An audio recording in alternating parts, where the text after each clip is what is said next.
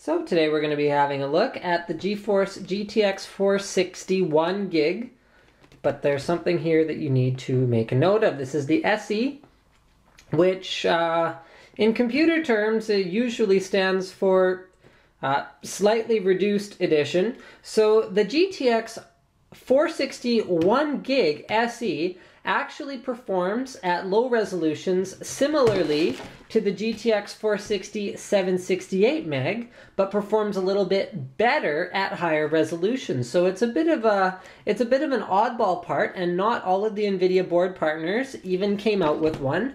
This is a Gigabyte card, by the way. And so all of the board partners were given free rein. There's no reference design, so they were given free rein to design it however they wanted. So this is the Gigabyte version. That's what we're going to be having a look at today. Let's start with the packaging. It is, like all GeForce GTX 460s, 3D Vision ready, CUDA ready, SLI ready, PhysX ready, all of that good NVIDIA stuff. This particular one comes factory overclocked, so in terms of that performance, you may find it performs a little bit better than a normal GTX 460 SE.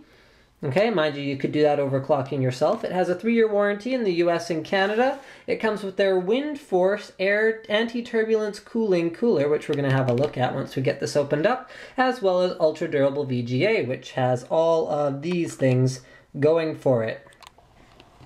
Ultra Durable is a bit of a carryover from Gigabyte's motherboard technology. So here we see it has 1 gig of GDDR5, 256-bit memory interface. That other stuff we already pretty much talked about. And what else do we have here? Oh, okay, they're going to give us some more explanation of the anti-turbulence cooling WindForce. So 2x anti-turbulence inclined fins.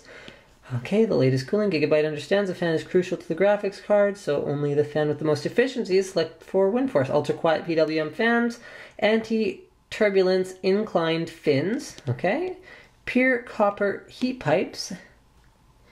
Okay, so they're saying it's silent and helps heats can spread effectively from hot areas. All right, let's get this card opened up and have a look. I'm tired of looking at the box. I think I'm zoomed in right now. There we go. All right, so the GTX 460 SE. The first thing we will find inside is a user's manual and multilingual installation guide, as well as a driver disc. Throw the driver disc away, keep the installation guide just in case you need it. Next we have two Molex, so dual Molex to single 6-pin PCIe adapters. Although I'll go with my usual recommendation that if you're buying a graphics card that requires 2 PCIe 6 pins, you should probably have a power supply that already has them. We have a mini HDMI to HDMI adapter, so I guess we can assume that the card is going to have mini HDMI. We also have a DVI to VGA adapter if you are still using a VGA monitor. It looks like the packaging has been repurposed a little bit from a longer graphics card, since you can see there's quite a bit of space at the end of the 460 SE. Okay, just a regular piece of tape holding the anti-static bag on. There we are, open that up. Okay, so we find a characteristic, although I don't know how much longer I'm going to be able to say that, because some of their new motherboards feature matte black PCBs. I can't really talk about those yet, but they look so nice. Anyway, we see a characteristic blue Gigabyte PCB. On the other side, actually, well, here, let's flip it around this way first. So we've got those two 6-pin PCIe connectors for power. Here's the inclined fin. What's it called? WindForce. Yes, WindForce cooler, which actually looks pretty sweet. It's got like a nice shiny Darth Vader-esque sort of black going on here. Very, very glossy. I really like it. And then we've got a couple of what appear to be 60mm. Oh, those could even, no, I think those are 80mm fans.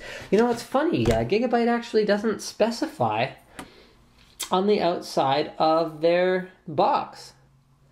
That's a very strange thing. You'd think they would. You'd think they'd mention something like that. But yeah, those look like 80mm fans.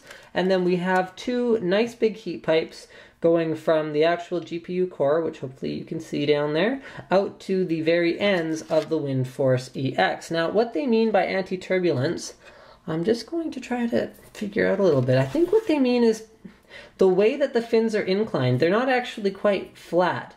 So they're inclined this way, and then you can see the fans compared to the card, I hope you can see that, are actually inclined a little bit too. So I think the idea is that it's, rather than the air like kind of slamming into a surface right away, it's more like a gradual approach to it, and it lets it kind of cut through it rather than just creating more noise and more, well, turbulence.